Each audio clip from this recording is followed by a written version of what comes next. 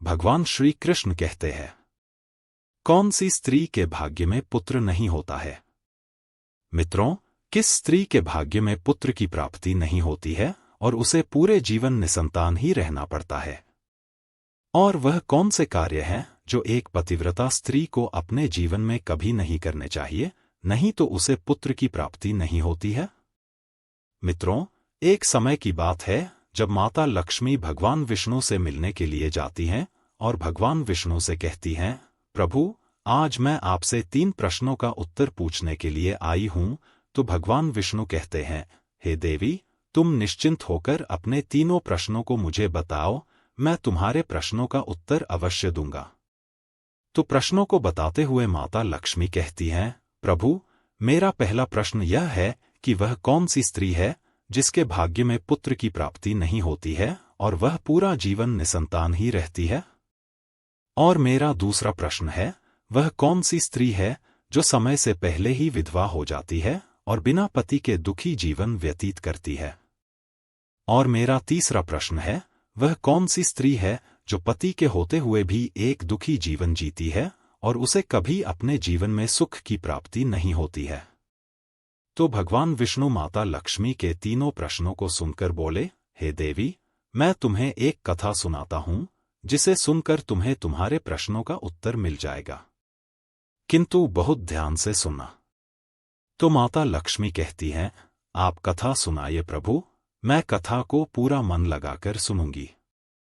कथा को सुनाते हुए भगवान विष्णु कहते हैं, एक समय की बात है जब एक गांव में एक सेठ रहता था और उस सेठ के 2 बेटे थे और दोनों की शादी हो चुकी थी तथा सेठ और सेठ की पत्नी दोनों ही बहुत दुष्ट स्वभाव के थे और सेठ का बड़ा बेटा और उसकी पत्नी भी दुष्ट स्वभाव के थे। लेकिन सेठ का छोटा बेटा बहुत ही अच्छे स्वभाव का था और उसकी पत्नी भी बहुत अच्छे स्वभाव की थी और वह अकेले ही घर का सारा काम करती थी और घर में सभी के कपड़े भी धोती थी।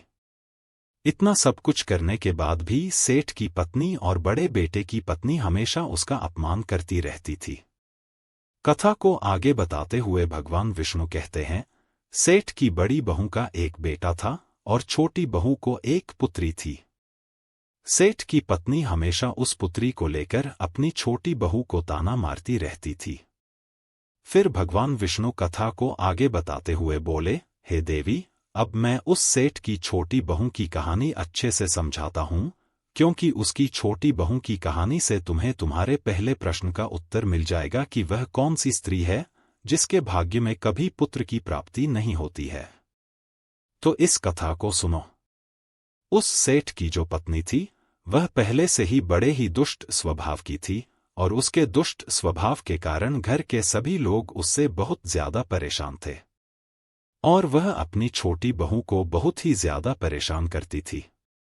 उसे परेशान करने में उसे बहुत मजा आता था। सेठ की छोटी बहू का नाम राधिका था और वह बेचारी राधिका घर का सारा काम करती थी। फिर भी सेठ की पत्नी उसे हमेशा बहुत परेशान करती थी।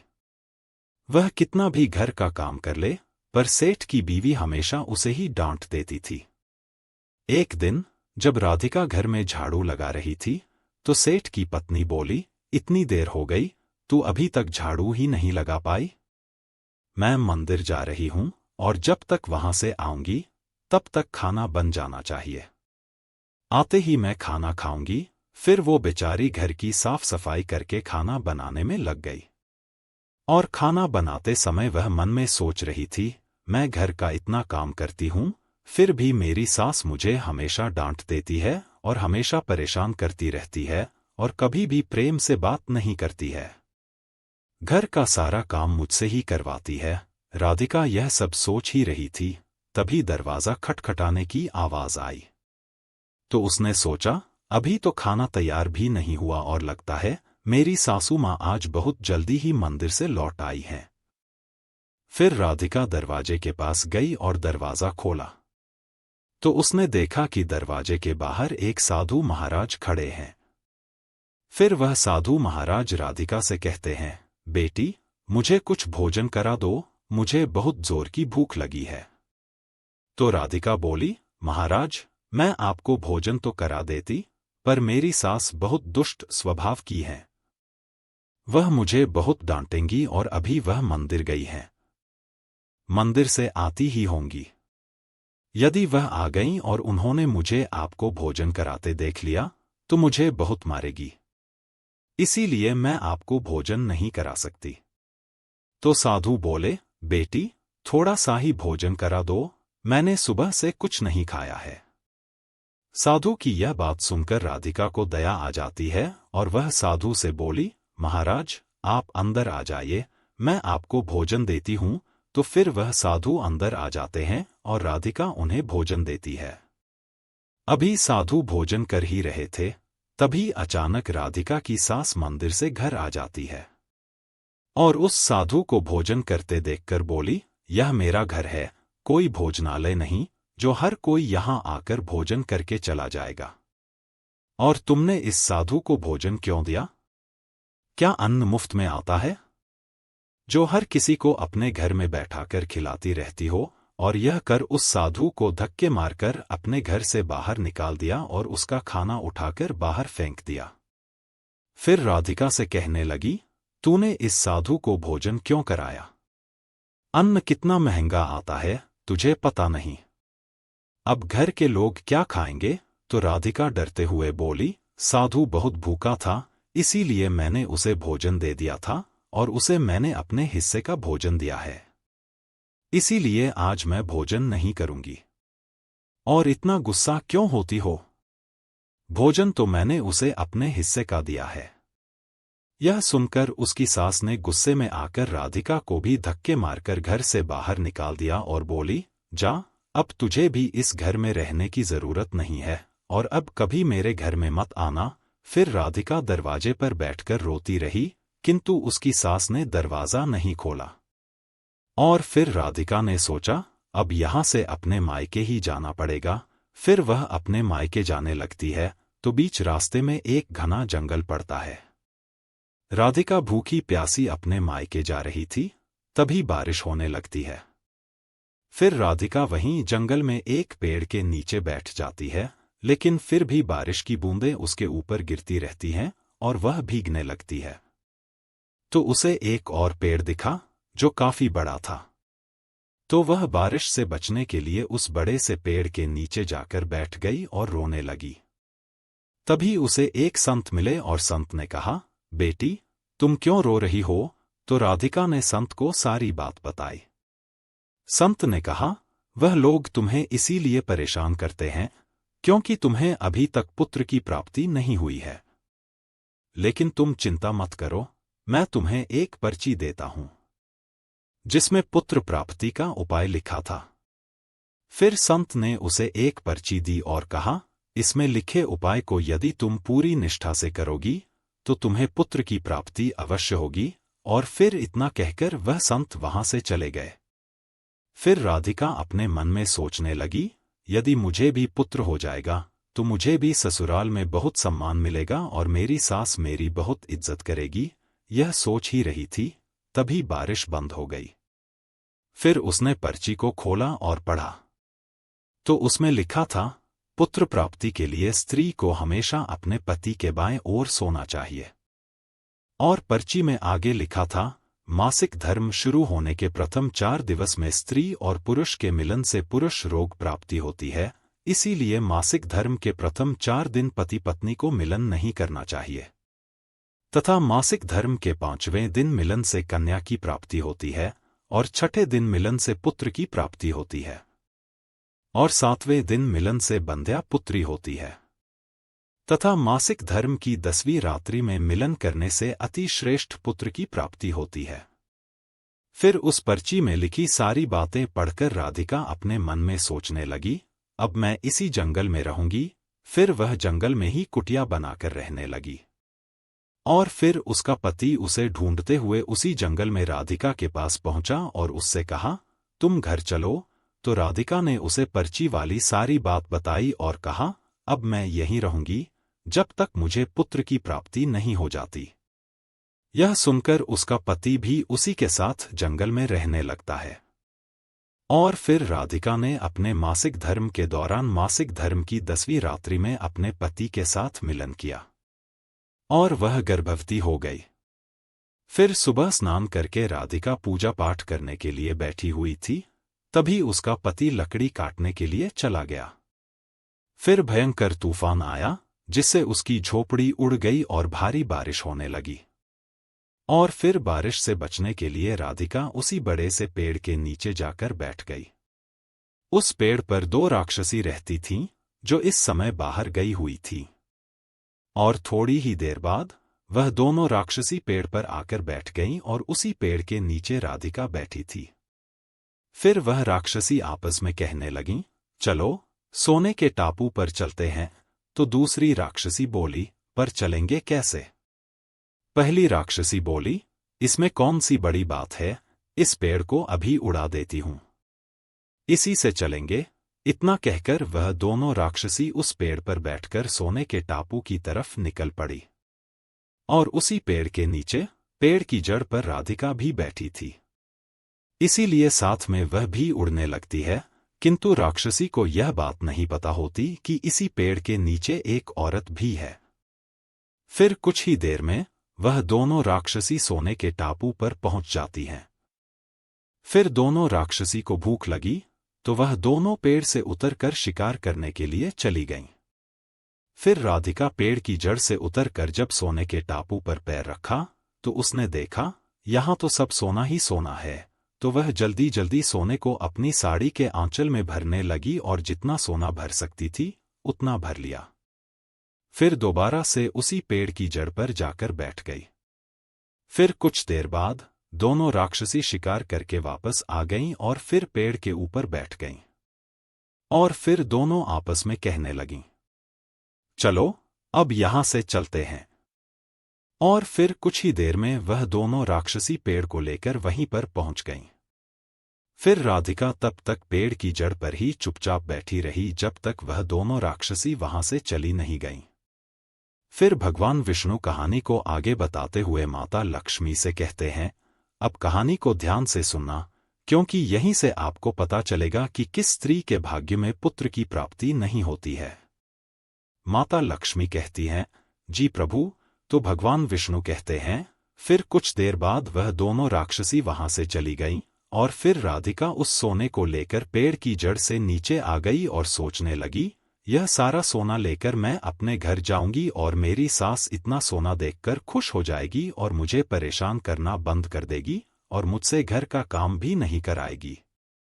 राधिका यह सोच ही रही थी, तभी उसका पति भी जंगल से लकड़ी काटकर आ गया और राधिका से कहने लगा, इतना सारा सोना तुम कहां से लाई हो? तो राधिका ने उसे राक्षसी वाली सारी बात बताई और कहा, चलो अब हम लोग घर चलते हैं। तो उसका पति बोला, ठीक है, और फिर दोनों घर जाते हैं। और घर जाते ही राधिका ने अपनी सास को सारा सोना दे दिया। फिर इतना सारा सोना देखकर उसकी सास बहुत खुश हुई और उससे पूछने लगी, तुम इतना सारा सोना कहां से लाई हो? तो राधिका ने अपनी सास को राक्षसी वाली सारी बात बताई। फिर उसकी सास ने सारा सोना ले लिया और उसके बाद राधिका से कहने लगी, इतने सोने से क्या होगा? जब वहां पर बहुत सारा सोना था तो तुझे और ज्यादा सोना लेकर आना था। इतना थोड़ा सोना लेकर क्यों आई हो? तो राधिका बोली, मां जी, इतना सारा सोना तो है और लाती तो क्या होता? तो उसकी सास बोली, तुझे और ज्यादा सोना लाना था, जिससे हमारी 7 पीढ़ियां बैठकर खाती और फिर भी सोना खत्म न होता। अब तू देख, इस बार मैं जाऊंगी और बहुत सारा सोना लेकर आऊंगी। तो राधिका ने कहा, नहीं मां जी, आप वहां मत जाइए, वहां जान का भी खतरा है। परंतु सास बोली, नहीं, मैं तो जाऊंगी और बहुत सारा सोना लेकर आऊंगी।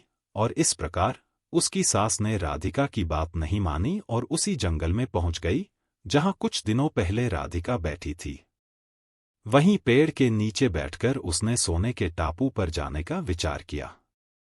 कुछ देर बाद राधिका की सास पेड़ की जड़ पर बैठी रही और थोड़ी देर में वह दोनों राक्षसी वहां आईं और उसी पेड़ पर बैठ गईं। एक राक्षसी कहने लगी, आज सोने के टापू पर नहीं बल्कि आज नदी के किनारे चलते हैं, वहां पर मछलियां खाएंगे। इतना कहकर दोनों राक्षसी पेड़ को लेकर नदी की ओर चल दी। तभी राधिका की सास एकदम से बोल पड़ी, तुम दोनों पेड़ को सोने के टापू पर लेकर क्यों नहीं जा रही हो? इस पर दोनों राक्षसी की नजर उसकी सास पर पड़ी और वे सोचने लगीं कि यह क्या बोल रही है। अब तो वे जान जाएंगी कि पेड़ के नीचे कोई और भी है। फिर दोनों ने देखा कि पेड़ पर एक स्त्री बैठी है। उन्होंने पेड़ को जोर से हिलाया, जिसके कारण राधिका की सास पेड़ से नीचे गिर गई और उसकी मौत हो गई। जब घरवालों को उसकी मौत का पता चला तो सभी लोग वहां पहुंच गए।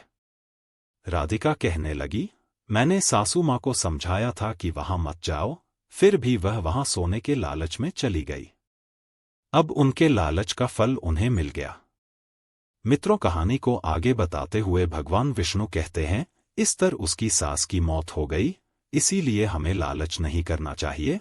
और फिर कुछ समय के बाद राधिका को एक पुत्र हुआ और पुत्र प्राप्ति के बाद राधिका बहुत खुश थी और उसने अपने घर में एक दावत रखी, जिसमें उसने बहुत से पंडितों और संत महात्माओं को अपने घर पर भोजन कराया।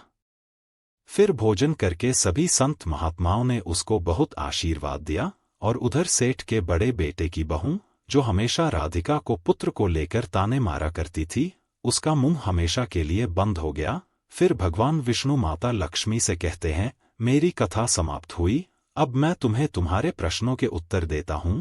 तुम्हारा पहला प्रश्न था, कौन सी स्त्री के भाग्य में पुत्र की प्राप्ति नहीं होती है और वह पूरा जीवन निसंतान रहती है?